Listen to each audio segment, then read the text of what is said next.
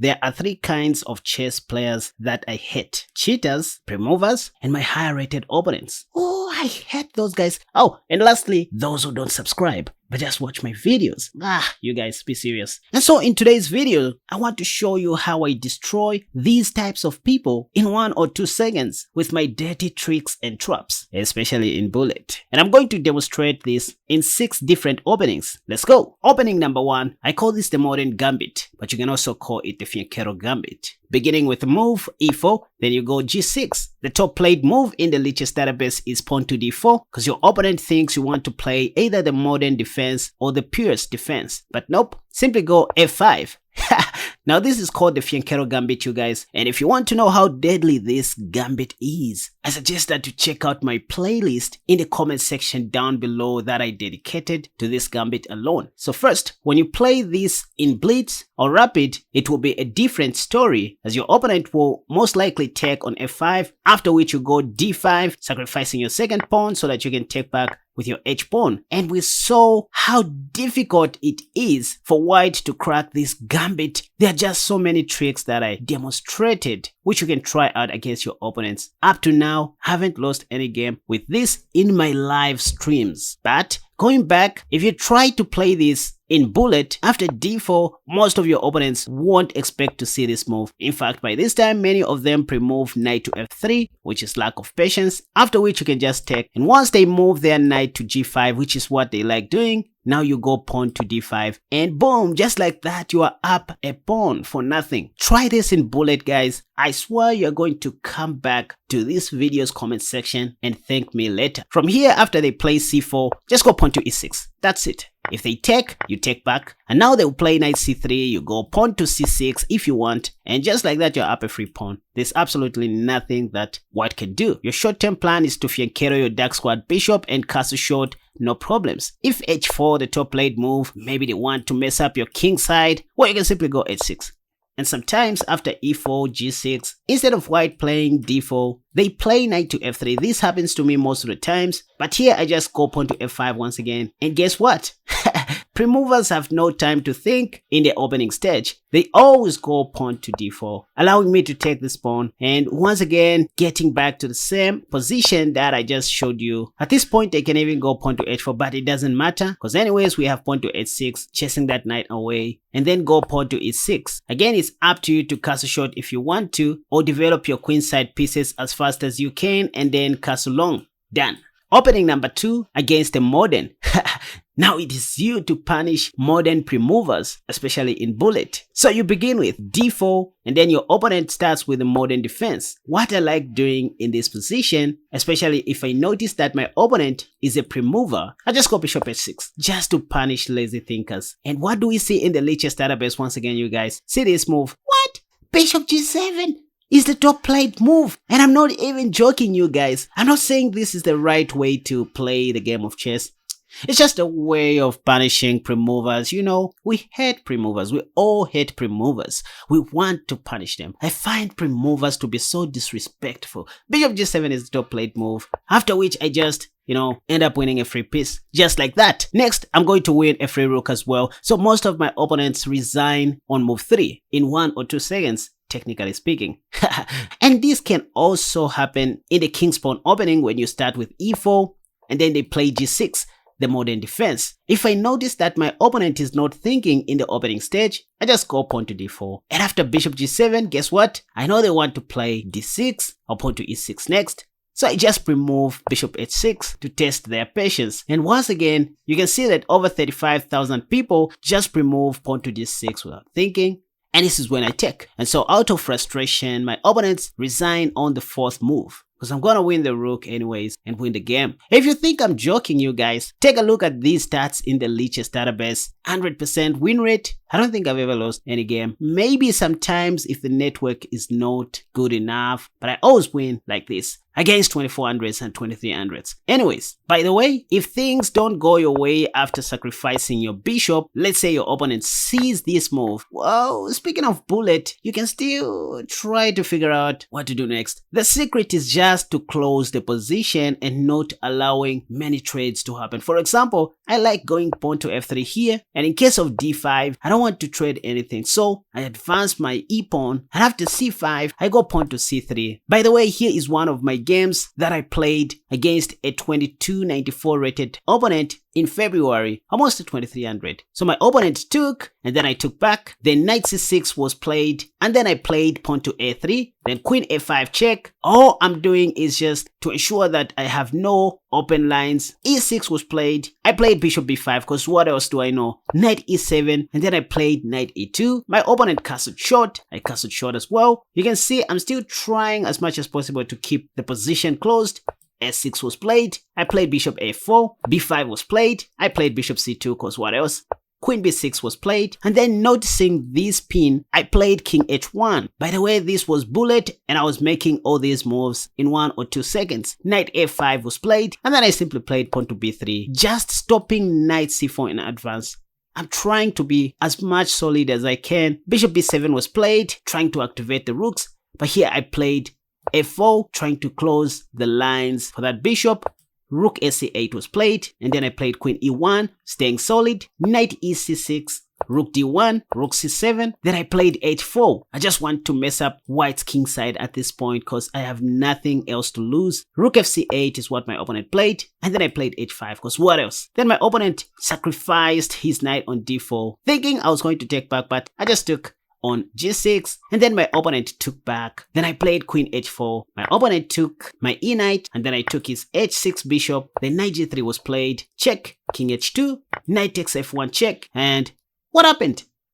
I was losing this game, but seems my opponent lost on time. Anyway, which is evident enough that my opponent found this hard to crack. But anyways, just having a little bit of fun. My idea was, after taking the knight and suppose black took my other knight, I was simply going to sacrifice my other bishop because I have nothing else to lose, and then go queen takes g6 check. If this, going for this draw, but if king f8, I just wanted to go f5, just trying to, do something here. And what happens in bullet is that in situations like these, you see your opponents taking and hanging their queen like this. You can see with your own eyeballs, but the best move here was going to be rook takes f5 with check, because it's just a matter of time before checkmating my opponent like this. Then rook f7 check, and whatever they go, here comes the bicycle mate. Yep, something like this is what I calculated. Bad manners. Opening number 3, the Nimzo-Larsen attack, or the b3 opening, which is more popular nowadays. What I've found about most b3 players is that they are not thinking either. They are becoming very lazy players. Because, after you play pawn to e5, there are no weaknesses on white's side by this time, so they just pre-move at least the first 4 opening moves of the game. For example, you will see them playing bishop b2, expecting you to go knight c6, defending your pawn, and then they go pawn to e3, just making non-committal moves, and after pawn to d5, this is when they play bishop b5, trying to capture this pawn, by first pinning your knight, and once you play bishop d6, they then go pawn to f4, so that if you take, they can take your g7 pawn and win your free rook. So here the move is pawn to f6. This is all that they expect to see. And as you can see, white played 5 non-committal moves that don't involve any risks at all. So what I like doing against b3 players is just to go e5, and once I see them pre-moving bishop b2, guess you already know the answer. Bishop a3, that's what I do to disrespectful players who are lazy. And true to my instincts, in bullet, the top played move is pawn to e3. But in blitz, we see that e3 is the second most common move, after which you win the game instantly on the third move. By the way, I just finished playing this game against a candidate master, which I failed to convert in the end game due to time pressure. Here is how the game went. Instead of pawn to e3, my opponent played g3, then I took the bishop, c3, bishop takes, knight a3, bishop b2, knight c4, bishop takes, pawn takes, d6, bishop g2, f5, e4, fe, bishop takes, knight f6, bishop g2, castle short, and the game continued as shown on the board, where I just started taking advantage of space. You can see I even sacrificed my rook here so that I could win the h-pawn. And then the game didn't end immediately, but I made a series of checks and I didn't see any quick checkmate here. And just for disclosure, my opponent was a candidate master. Here I took with my bishop in a split second. B4 was played and then I continued advancing my h-pawn. All these moves were played in less than 10 seconds. And sadly, I ran out of time. I had 1 second on my clock.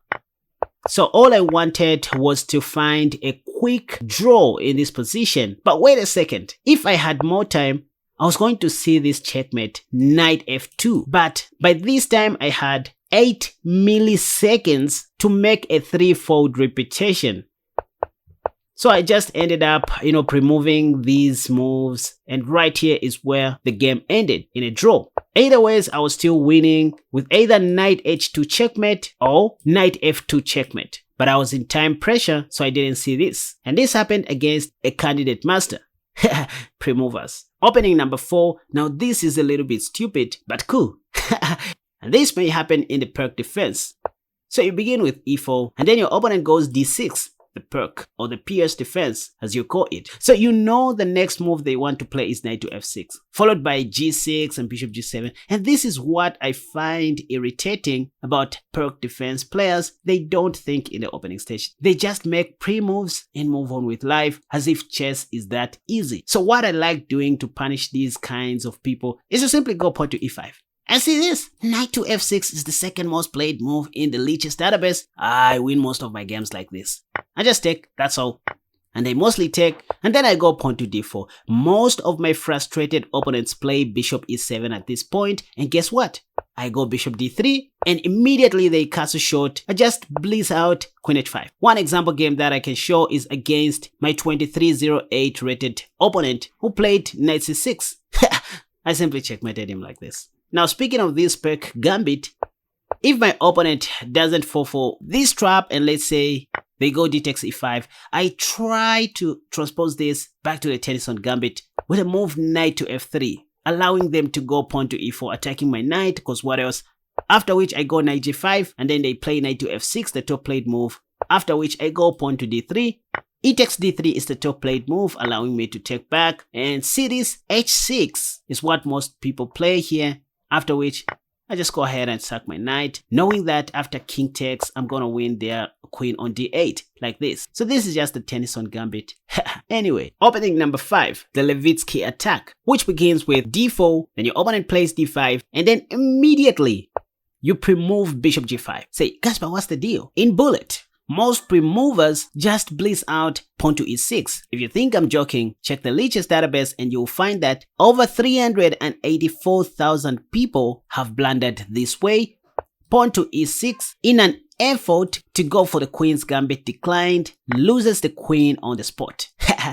Wait a second, this is different from the Trompowsky, by the way. The Trompowsky is when black's knight is on f6 and then you go bishop g5. This is what we call the Trompowsky attack. But anyways, after d5 and bishop g5, in case your opponent doesn't blunder this way, you're still doing great. For example, the top played move here is knight to f6, after which you can now gladly take that knight, messing up black's pawn structure on the king side, and then play pawn to e3. So the idea is to play the actual queen's gambit, but without the dark squared bishop, so you won't have to worry about your bad bishop on c1.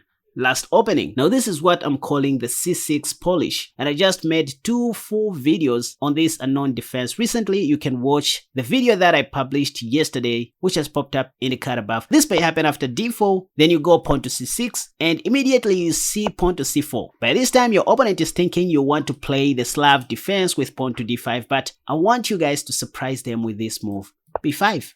Play this move and look somewhere else. You will see most of your opponents pre-moving knight c3. I swear upon my elbows, this will happen 90% of the times in your bullet games. After this, you can just take. That's all. You're just simply up a pawn. Nothing white can do about this. Anyway, after this, your opponent will play e4 out of shame, and then you simply go pawn to d5. They will take, then you take back. And then at this point, they will play knight to f3, which is the top played move, after which you can simply go pawn to e6. And just like that, you are up a pawn. Sometimes they like doing pawn to b3, but just take, that's all. Let them take back, and then you simply play pawn to s6, You're simply up a pawn. That's the idea. But not too fast. There are times when your opponent will use stockfish or maybe play a preparation after this move. Instead of going knight to f3 and allowing you to be up a pawn forever, there is a stockfish move in this position, which is bishop takes c4. Against this, I advise you just continue with your queen's gambit decline setup and castle short, then play bishop d7, knight c6, blah blah blah. Why not taking? Well, taking is okay, but it leads to a more tactical game. For example, white may play queen f3 here, attacking this rook which you cannot easily defend. The best you can do is just to give up one of your minor pieces. So this is a well-known trap in the queen's gambit. So yes, you took a free bishop, but white is also going to take a free minor piece. For example, bishop d7, queen takes, and then you go knight d7. In this position, white is just doing better. Even if you took that free bishop, they just got back their piece. In this position, they are going to play knight b5. Things are worse, intending to come here.